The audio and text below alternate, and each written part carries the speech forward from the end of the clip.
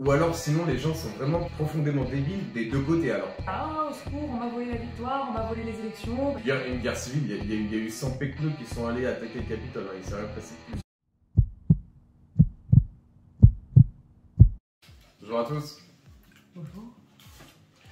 Aujourd'hui on va parler de Donald Trump, le sulfureux comme on l'appelle dans le milieu. Donc il a été banni de Facebook là, dernièrement pour une période de 2 ans. Et donc la question c'est, est-ce que c'est normal ou pas? Dans ce débat je vais être contre, je ne trouve pas ça normal, et Anaïs va être pour. Elle va trouver ça normal, elle va défendre Facebook et puis moi je vais défendre Trump. Bon déjà je vais commencer par l'argument qui pour moi est le plus important. Comme c'est un président qui est élu par le peuple, le fait qu'il soit banni de Facebook, pour moi c'est tout simplement de la censure envers un ancien président élu, tout simplement.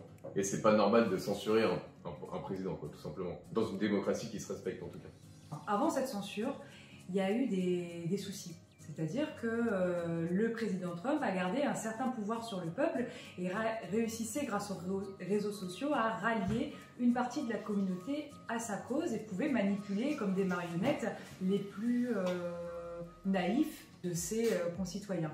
Donc le fait qu'il soit banni de Facebook est une manière pour Facebook de dire « je comprends la crainte de l'État américain » et afin que ça ne se reproduise plus, parce que c'est ma plateforme qui a aidé à la prise, en gros, à la prise du Capitole, je préfère le bannir de Facebook pour une durée de 2 ans. Et en plus, est-ce que Donald Trump, ça va beaucoup influencer sa manière de communiquer? Je ne pense pas.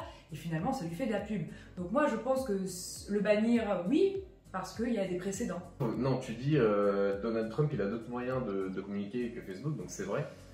Mais pas totalement, puisqu'il est banni Facebook, ça veut aussi dire être banni d'Instagram, d'accord, peut-être que de Twitter aussi. Et il faut bien se rendre compte que maintenant, les réseaux sociaux, c'est aussi une nouvelle forme de médias.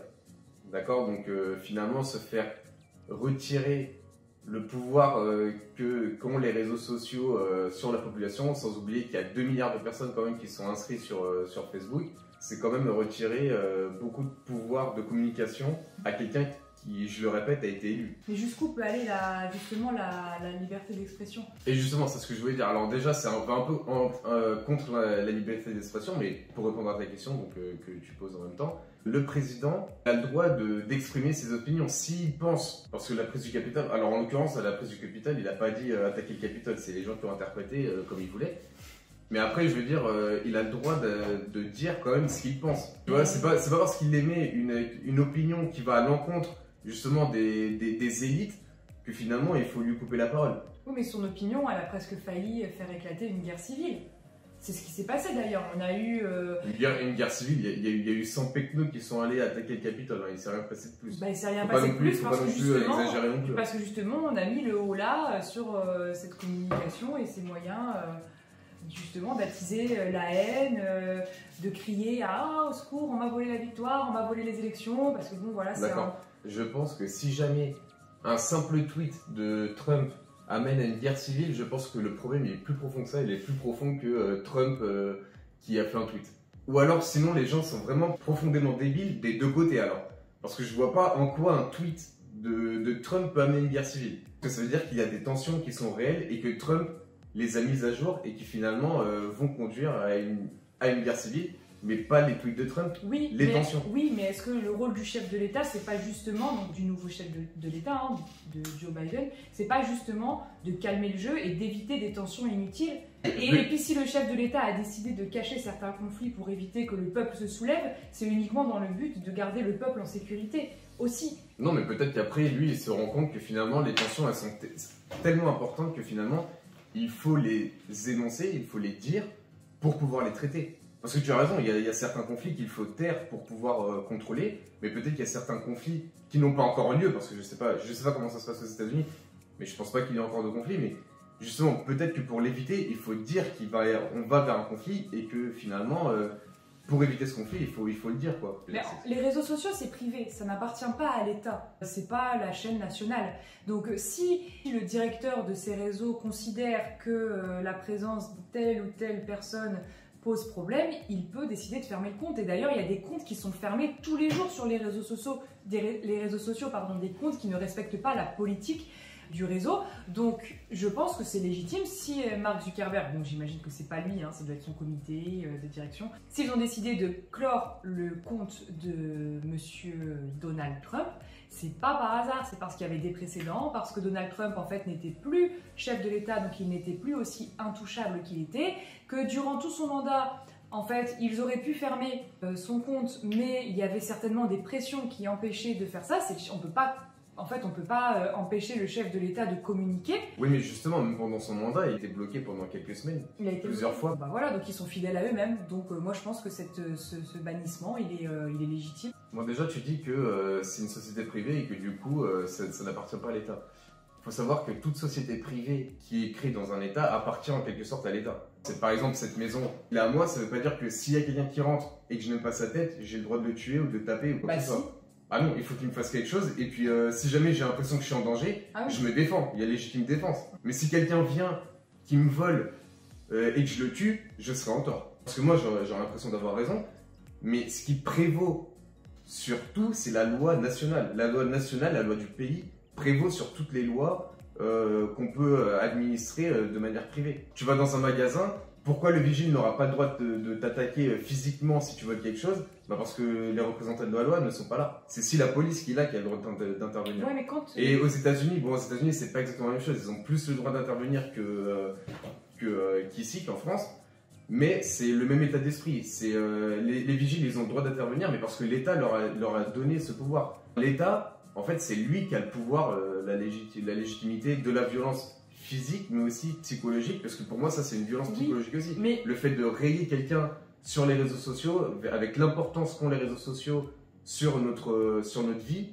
Oui, mais tu dis que c'est un ancien chef de l'État. En tant qu'ancien chef de l'État, il a un droit de réserve, il a une certaine tenue, il doit respecter certains codes de déontologie qu'il a complètement bafoué, qu'il a d'ailleurs bafoué tout au long de son mandat, et aujourd'hui, cette sanction, elle est méritée.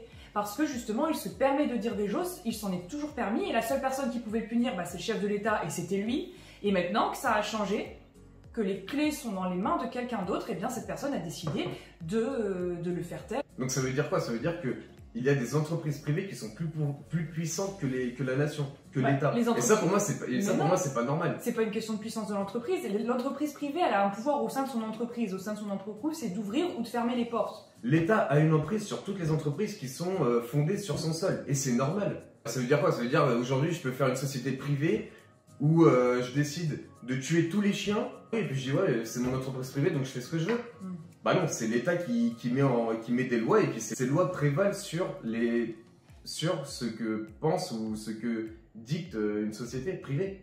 Donc en accord avec l'État, si cette société considère que les propos sont problématiques, d'ailleurs le chef de l'État peut demander à la société de fermer un compte. Oui mais c'est le chef de l'État. Oui, lui, il est élu par le peuple. Oui mais alors... C'est lui, c'est l'État qui fait les lois. Oui mais là, ce bannissement-là, oui.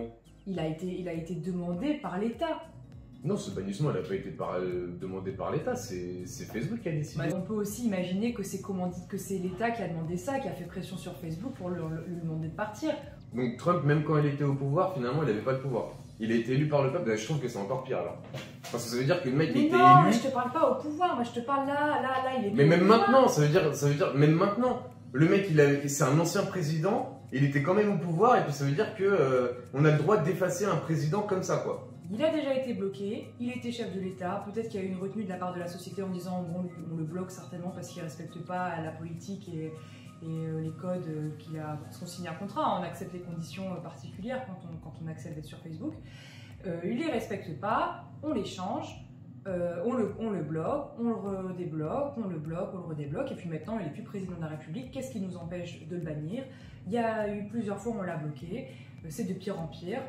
Là, sa communication a mené à une altercation avec des citoyens et les forces de l'ordre, bah vaut mieux le faire taire. Finalement, c'est un peu arbitraire, puisque de toute façon, le mec c'est le président, donc c'est pas anonyme. C'est pas une personne anonyme. On supprime pas le compte comme ça, d'accord? Il parle sur sa politique, généralement.